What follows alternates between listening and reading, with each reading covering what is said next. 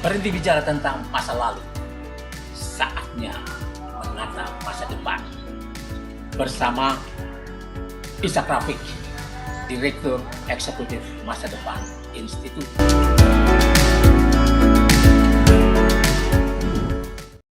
Assalamualaikum Bang Ishak. Hai, waalaikumsalam Min. Apa kabar? Alhamdulillah baik. Bang, gimana nih sistem pemilu ke depan? Katanya tertutup ya? Oh, ini pertanyaan yang jadi pertanyaan semua orang sekarang. Prosesnya belum selesai. Tapi saya sudah bicara tentang pemilu ini, tentang Pilpres hampir setahun yang lalu. Dengan pertanyaan 2024, apa yang kita mau? Nah, di situ ada dua jawaban. Kita merubah keadaan atau memilih presiden. Kalau mau merubah keadaan, pilihannya tiga. Yang pertama, Rizal Ramli. Yang kedua, Anies Baswedan. Yang ketiga, Puan Maharani. Tiga ini bisa tukar tempat. Kalau kita ingin Pilpres, maka cukup kita serahkan kepada KPU. Tapi tentu KPU-nya dan sistemnya ini perlu dirubah dulu. KPU-nya, Hasyim Asy'ari ketuanya, sudah terbongkar. Malah membongkar adanya skenario untuk memenangkan pasangan Ganjar dan Erick Thohir. Setengahnya sudah mentah. Tapi skenario kecurangan ini tidak menjadikan parpol-parpol yang berkepentingan itu menggugatnya untuk membubarkan KPU dulu, memilihnya dengan yang baru. Nah, kalau kita mau memilih presiden, maka pilihannya bisa Ganjar, Prabowo, Erlangga Hartarto, Puan Maharani, Anies Baswedan, Agus Harimurti, kemudian ada Rizal Ramli, ada Gatot Nurmantio, ada Erick Thohir, ada Ketua PAN, Zulhas, dan lain-lain yang bisa dipasang-pasangkan menjadi capres dan cawapres. Nah ini, kalau sekarang kita bicara tentang Pilpres, skenarionya sudah lumayan kacau balau.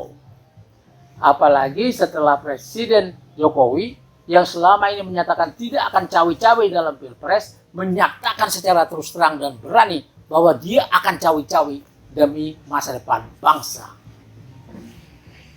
Dengan demikian, orang menafsirkan bahwa yang tidak didukung presiden kita, presiden pilihan rakyat ini yang sudah 2 periode, itu yang tidak didukungnya menjadi musuh negara. Nah, ini sesuatu yang mestinya diprotes oleh wakil rakyat. Karena tidak ada hal seperti itu. Dia sudah pernah menjadi gubernur, sudah menjadi pembantu presiden sebagai menteri, dan lain sebagainya, dengan track record yang bagus. Nah, yang seperti ini. Kemudian ada skenario yang ingin melakukan perubahan. PDIP tampil juga di situ karena dia Megawati yang pertama kali menjegal keinginan 3 periode dari Presiden Joko Widodo. Juga menjegal keinginan untuk menambah waktu. Tidak ada. Kalau sudah 2 kali, ya 2 kali. Tidak ada lagi juga penambahan waktu. Maka skenario yang pertama ini jegal, tapi belum berhenti. Kalau keadaan memaksa nantinya terjadi chaos, terjadi kekacauan di mana-mana, bukan tidak mungkin 3 periode ini wujud. lewat sebuah undang-undang darurat. Tapi apakah itu yang diinginkan? Sedangkan kalau terjadi yang seperti itu, skenario di bawah juga berjalan, bahwa kalau terjadi kekacauan, presiden diberhentikan di tengah jalan, maka yang mungkin memimpin Indonesia ke depan adalah orang-orang yang sekarang menjadi duri dalam daging pemerintahan, yang orang-orang ini punya masa depan yang berbeda yang ditawarkan mereka. Di situ ada Rizal Ramli yang disenangi oleh grassroots, orang-orang yang berada di oposisi non parlemen atau parlemen jalanan. Ada mantan gubernur Jakarta Anies Baswedan yang kita lihat di mana-mana disambut, dan dia punya kalimat-kalimat yang santun dan bernas dan intelektual. Lalu ada Puan Maharani. Ini kekuatan yang diam, yang luar biasa, yang telah seolah-olah dilepeh oleh ibunya sendiri, ibu kandungnya sendiri, untuk memberi jalan kepada Ganjar Pranowo, Gubernur Jawa Tengah sekarang, yang ternyata belum final. Ada perlawanan yang luar biasa dari lebih 70% pendukung Soekarno, pendukung terah Soekarno di PDIP yang menolak Ganjar. Dan ini dicium oleh dunia luar, oleh Singapura, oleh Cina, oleh Amerika, dan lain-lain. Ini telah dicium dan menjadi bahan bahasan di mana-mana.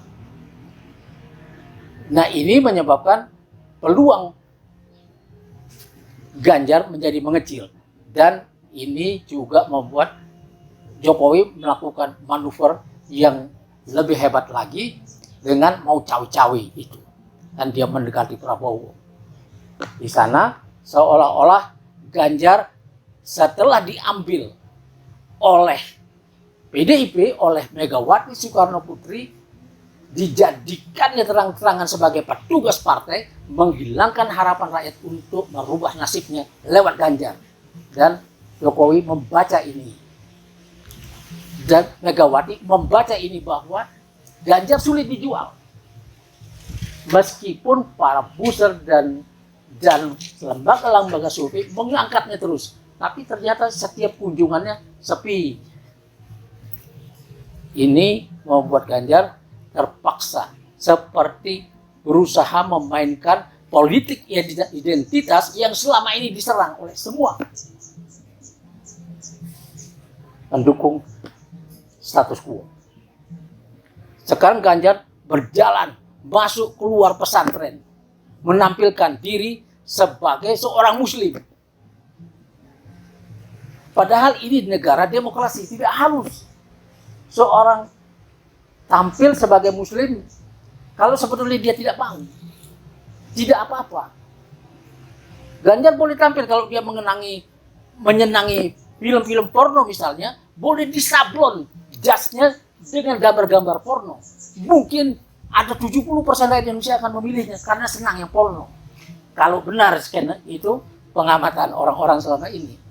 Dan orang-orang Kristen, orang-orang Katolik tidak perlu tampil sebagai muslim dengan kopiah, dengan gaya si pitung dan lain sebagainya, seperti Ahok, seperti Ketua Perindo Haritanu Sudibyo misalnya, tampil seperti si pitung, masuk pesantren seolah-olah muslim. Enggak usah. Tampillah, masuklah pesantren dengan mengbangku salib sebagai orang Kristen yang baik. Ini negara demokrasi. Grace misalnya dari PSI menyenangi babi panggang. Bawa saja babi panggang itu ketika kampanye. Nggak usah tampil seolah-olah Islam. Nggak usah. Serang-seranglah Islam. Banyak pendukungnya di sini. Inilah negeri demokrasi. Dan jangan lupa bahwa pemilu ini harus dijaga supaya adil, hemat, dan berjalan baik. Di sini peranan PDIP akan sangat besar.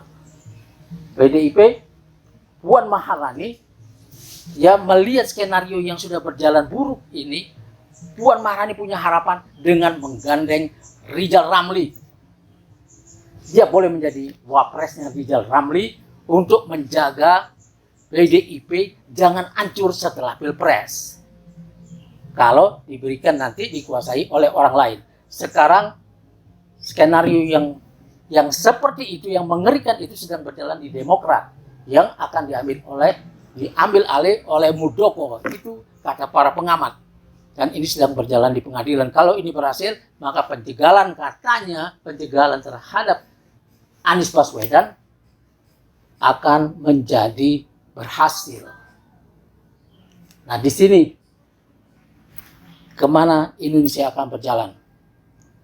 Kita akan membahasnya lagi pada hari-hari berikut. Saya punya utang sama kalian untuk membahas ini roadmap masa depan Indonesia jalan pintas mencegah revolusi sosial. Ini revolusi sosial ini akan terjadi secara otomatis kalau kehidupan rakyat makin berat. Kita sudah lihat ada keinginan menjual pasir, ekspor pasir laut. Itu akan membawa bencana. Ada skenario terjualnya bahan-bahan tambang kita yang tiba-tiba kita tidak tahu lagi, kita tidak bisa memilikinya, kita tidak bisa mendapatkan hasilnya karena tidak ada dampaknya di devisa kita. Nah, siapa yang punya? Ada skenario yang sedang berjalan seolah-olah semua partai ini, calon-calon partai ini yang mau jadi capres dan cawapres sedang bersama-sama disandera masuk kubangan lem.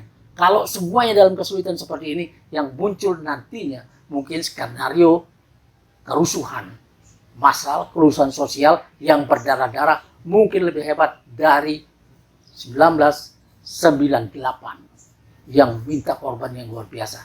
Yang ini akan selektif. Semua orang-orang vokal, semua orang-orang yang bikin susah rakyat, 9 naga dan lain-lain akan diganggu bisnisnya. Dan satu lagi opsi yang cukup menarik untuk dicoba, yang bisa bikin adem negeri ini 5 tahun ke depan, yaitu Puan berpasangan dengan Anies. Boleh jadi cawapresnya, yang kita anggap sebagai magang, karena 2029 adalah akan menjadi milik Puan Maharani bersama rakyat Indonesia menuju kemakmurannya. Wassalamualaikum warahmatullahi wabarakatuh.